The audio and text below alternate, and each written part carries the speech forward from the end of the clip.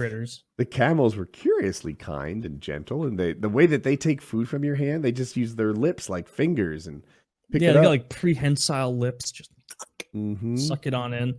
I wouldn't want to feed a camel because I feel like they'd be nasty. No, not like cool. gross, but I feel like they'd be mean. No, they're not. I've fed camels before. There's a camel named Sushi in Texas at the ranch that I was staying at, and it would eat carrots. You do that thing where you put your palm flat, so you don't give it any fingers to get at, and it just it's got lips that are very like dexterous, so it just sort of like grabs it with its lips, and like I would feed them carrots, like diced up baby carrots, and love that shit. I'd go over to the fence and I'd go like, Sushi, and he'd come like thundering. Sushi. He'd come thundering to the fence, and you'd be like, "Is he gonna be able to stop it, time?" And he'd stop just before the fence, be like, "Oh," and just like this enormous animal. Yeah, so big. They're so much bigger than you think they are. Like they make so much bigger than a horse. Like not even close. Yeah, enormous. Like you're, I don't know, 9 feet tall, 10 feet tall, like huge.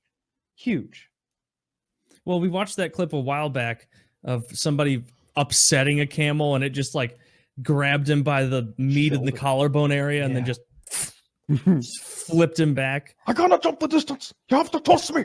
I like to believe that's what was happening there. Do not tell the elf. Yeah. Not a word to the elf.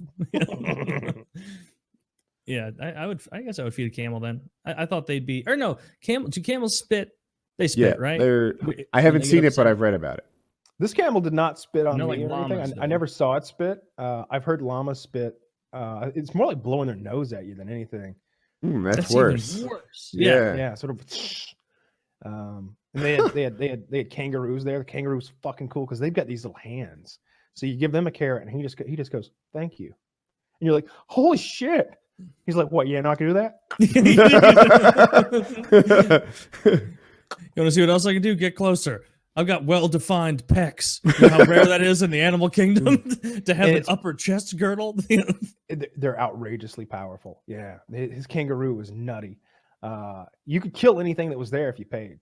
Like if you wanted to kill the camel, I want to say it was like $8,000. Oh, to kill poor Sushi? Yeah. Oh, that's hilarious that every animal on there is a price. Like everything's on the menu. Like it's almost like like. Now, who would you say is your friendliest animal? Yeah. Well, that's Wally the pig over there, the one playing with the little kids. Yeah. His nickname, we just call him Trustin. Good old Trustin Wally. Yeah. He's getting belly rubs. How much for that one right there? That one's $9 million. You can't just kill my kids for cheap. Yes.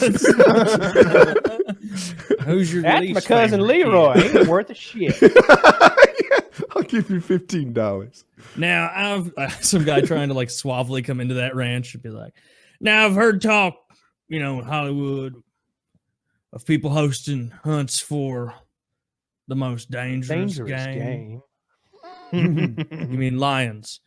No, I think you know what I mean. That's perfect. Do you have people perhaps seized at the border that are running I told you now? about the night we went Mexican hunting, right? I'm sure you have. I think so. Did you ride an ATV to an abandoned house? Did you get any? And get scared by a mannequin? Yes. Oh, the mannequin one. It was not funny. It was not funny. It was dangerous for everyone but me. Kyle, I think it was funny. I disagree. It's really funny. Yeah. He took me out to an abandoned house. First of all, this guy's property is 20,000 acres. I can't wrap my head around that. And I grew up around massive acreage farms that I knew that, like, oh yeah, this is 600 acres. It takes us 10 minutes to drive around it. My dad, a couple hundred acres. All right. We could walk around this whole place in a few hours. 20,000 is just, you can't fathom it. You would need to see it from an airplane. So they drive me out in the middle of nowhere, in the middle of the night, late at night. And I'm armed, very armed. I have I have a Tarkov setup. I've got a fully automatic M4 with a 30 rounder. I got extra 30 rounders on my tactical rig. All right. I've got this is a Tarkov setup. Please tell me you had swordings and a helmet. No helmet. Later on, we had helmets. We did. They had fucking night vision goggles on them, but no helmet at this point. And they're like, yeah, we're not far from the border. Sometimes illegals will come up through here, come onto the ranch, and they'll stay in this abandoned place up here. We've caught them before. I was like, what do you do? He's like, we call Border Patrol. They come and get them. He's like, let's clear the house. And I'm like, let me go first. Let me be the tip of the spear. And so I'm fucking clearing this house with a goddamn machine gun like I'm a SWAT team, flashlight, and just this corner, that corner. I'm checking. Were you corners. feeling really cool? I was feeling scared because they told me they might be in there, and I've taken a bunch of special forces training classes out in like various places, like how to clear rooms. That you check this corner and then that corner, and like usually there's a target that you go pop pop pop pop pop pop pop pop pop, and so I finally get to the back room, and I look up, and there's a big fucking dude there staring at me. Must be 6'3", 6'4", and he's got his arm cocked back. And I fucking pull that thing up to his chest, and I realize it's John Elway. Football. And he's like this, you know. And I'm just like, what if I burnt John Elway down and those bullets go through this fucking wall and take somebody out? I don't even know which direction I'm facing right now. This was not funny, John. No, that's pretty funny. Did you make any audible noises? Did you like, oh? Like, I don't think I did. I think I just went.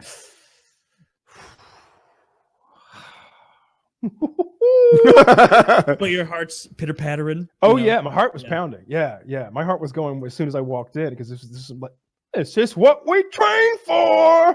Like how many fucking silly classes and special forces operators have I like hung out with, and like how many shoot rooms have I been through? And they're like, all right, might be some Comancheros in there. There might be some fucking drug runners hiding in my cabin, and I'm like, what do I do? Like, you fucking burn them down. I'm just, all right, let's fucking go. All right, let's go burn down John Elway. It's fucking John Elway. What do I now? Hypothetical. What do I do if I call across a Hall of Fame quarterback? You know now that might fuck, he saw right through us. Yeah. I didn't think that was funny. I assume they were smart enough to stand behind, you know, where you'd be not on the wrong side of John Elway. I don't know.